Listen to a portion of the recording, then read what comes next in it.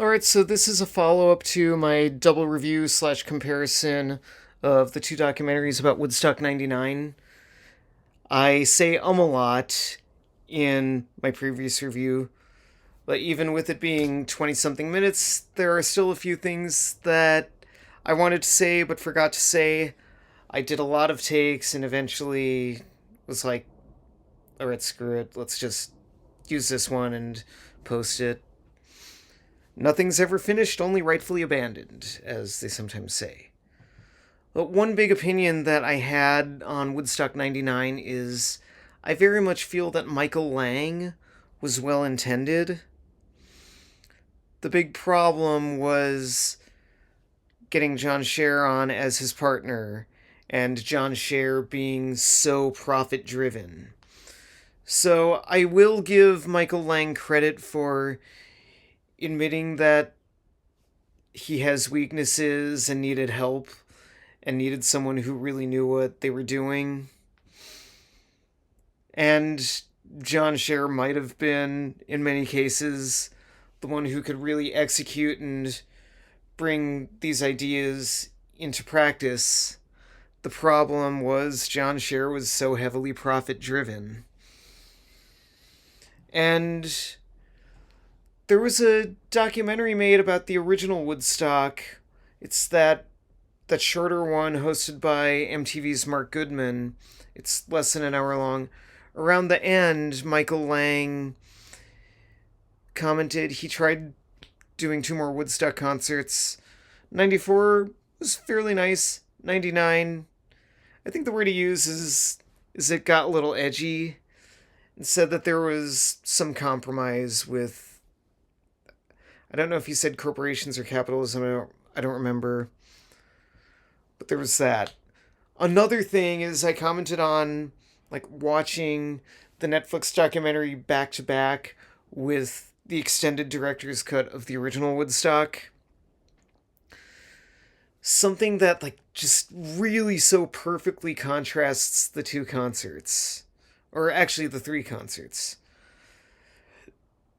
Around the beginning of the Netflix documentary, they show a clip of John Scher at Woodstock 94 making a speech saying to all the people sneaking in, hey, this is a paid concert. So then with Woodstock 99, to make sure that everyone had to pay to get in, there's make sure that there was a big surrounding wall to make sure that people couldn't sneak in for free.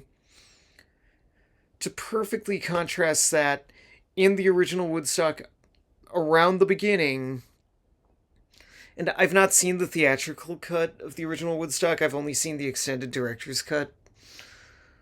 There's a speech made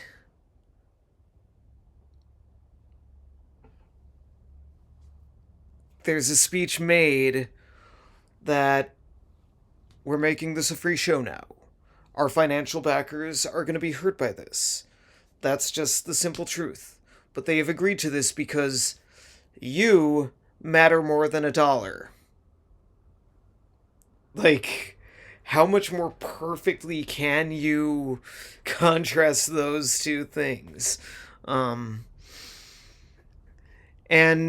also another thing I'm going to comment on is after making my comparison double review yesterday,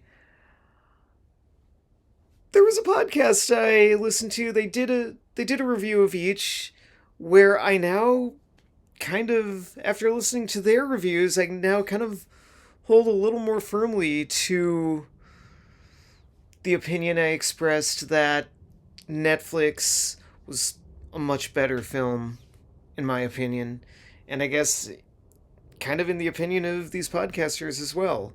And I have a couple of things linked at the bottom of my main review. I'm also going to link these podcasters as well.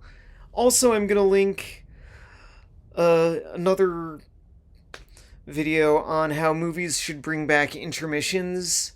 So one of the things is when I do a back-to-back marathon, I mean, when you're doing a back-to-back marathon, just you do whatever you want, but I purposefully include intermissions, so I watch all of the Netflix one. Basically, I might, during the transition between the movies, like the closing credits of one, I might like quickly go to the bathroom, something like that. But I basically have an intermission between the Netflix one and then for starting the big one. But also, in the original Woodstock, there is an intermission inserted right there. Because at that time, with movies that long, they included intermissions. And this is definitely a movie where it was good to put in an intermission. So I'm also including a link to a video about how movies should bring back intermissions. So, thank you for watching. Peace and love.